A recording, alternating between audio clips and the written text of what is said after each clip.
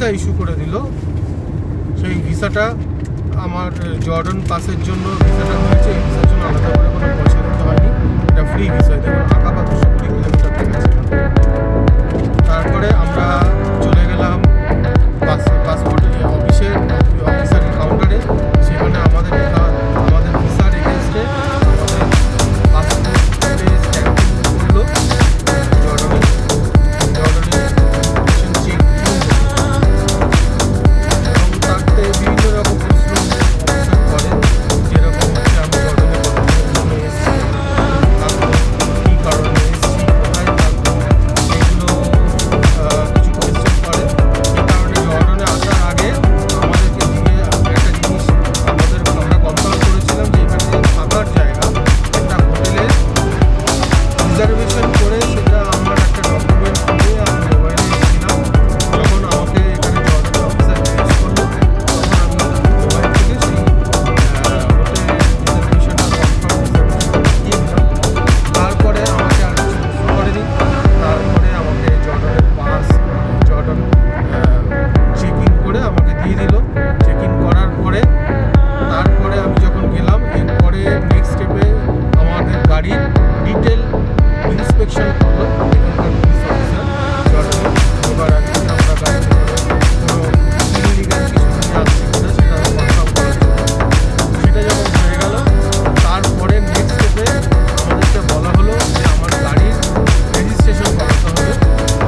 এই রেজিস্ট্রেশনের জন্য ফ্যামিলির দরকার নেই, সেখানে আমি ফ্যামিলির গাড়িতে রেখে আমার পাসপোর্ট, আমার driving licence, vehicle registration certificate, এসব নিয়ে আমি গেলাম। যাওয়ার পরে আমার রেজিস্ট্রেশন করতে ওখানে প্রথম কাউন্টারে আমার কাছে 36 জেডি নিল। 36 জেডি ইজ ফর 1 মান্থ। আমার 5 দিনের ট্যুর, সেই কারণে আমার 1 মান্থ হয়ে গেল 36 জেডি। সেখান থেকে একটা ফর্ম ইস্যু করলো। সেই ফর্মটা নিয়ে আরেকটা কাউন্টার, অন্য একটা পাশেই আরেকটা বিল্ডিং আছে, সেই বিল্ডিংয়ে যেতে হলো। সেই বিল্ডিংয়ে যাওয়ার পরে সেখান থেকে আমাদেরকে আবার জিজ্ঞেস করলো যে গাড়ি কী রকম ইন্স্যুরেন্স, কতদিন থাকবো, যে কনফার্মেশন করার পরে ওখানে আমার কাছ থেকে আরও 20 জেডি নিল। 20 জেডি নেওয়ার পরে আমাকে গাড়ির রেজিস্ট্রেশন সার্টিফিকেট, জর্ডানের অ্যাক্সেস, যেটা কার অ্যাক্সেস করে দিল একটা কাগজে। এখানে একটা জিনিস, প্রথম কাউন্টারে আমি ভিসা কার্ড আমার কাছে আছে, ক্রেডিট কার্ডে পে করতে পেরেছি। বাট নেক্সট কাউন্টারে পুলিশ বললো ওরা কার্ড অ্যাকসেপ্ট করে না, ওদেরকে ক্যাশ লাগে। ক্যাশ অন্য কোনো কাগজ ওরা নেয় না, জর্ডানিয়ান দিনারে নেয়। সেই কারণে দেখবেন ওইখানে প্রথম যে বিল্ডিংটা দেখেছিলাম গাড়ি রেজিস্ট্রেশনের জন্য, সেখানে অনেকগুলো এক্সচেঞ্জ অফিস আছে, মোবাইলের সিম দেওয়ারও অফিস আছে, মোবাইল। এরপরে ওখান থেকে গিয়ে আমি এক্সচেঞ্জ করলাম কিছু আমার কারেন্সি, লোকাল কারেন্সি ট্রান্সফার করলাম। করে আমি ওখানে গিয়ে 20 জেডি দিয়ে কার্ড রেজিস্ট্রেশন করলাম। কার্ড রেজিস্ট্রেশন সার্টিফিকেটটা নিয়ে আমি আবার প্রথম বিল্ডিংয়ে এসে সেখান থেকে আমি একটা মোবাইল সিম নিয়ে নিই। কারণ মোবাইল সিমটা যেখানে দরকার হবে, আমি একটা অরেঞ্জের সিম নিয়েছি, অরেঞ্জ কোম্পানি। কিন্তু এখানে জেএনও আছে, অন্যান্য কোম্পানি আছে, আমি জানি না। আমি জর্ডানে ঢুকেছি, অরেঞ্জের সিমটা ইউজ করছি। এটা শুধু ডাটা সার্ভিসে আমি নিয়েছি। কিন্তু এখানে নেটওয়ার্ক খুব একটা ভালো আমি পাচ্ছি না, কারণ দেখছি এখানে আমার নেটওয়ার্ক ভালো কাজ করছে না মোবাইলে। এখন মানে এটাই হচ্ছে অসুবিধা। বাট ঠিক আছে, আমার কাছে অফলাইন ম্যাপ আছে, আমি সেটা দিয়ে আঁকাবাই যাচ্ছি। আমার কাছে সিম রেজিস্টার করা আছে, আমার সিম রেজিস্টার যে হয়েছে তার সার্টিফিকেট মেসেজ এসছে আমার কাছে।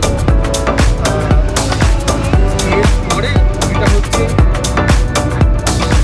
আমি ওখান থেকে যে আমাকে ভেহিকেলের রেজিস্ট্রেশন সার্টিফিকেটটা দিল, সেটা নিয়ে এরপরে যখন আমি জর্ডানে ঢুকবো, ওখানে আরেকটা চেকিং পয়েন্ট আছে। সেই চেকিং পয়েন্টে আমার ওখান থেকে যে একটা সার্টিফিকেট ইস্যু করেছিল, ওর একটা সার্টিফিকেটের কপি ওরা নিয়ে নিল, কাগজ নিয়ে নিল।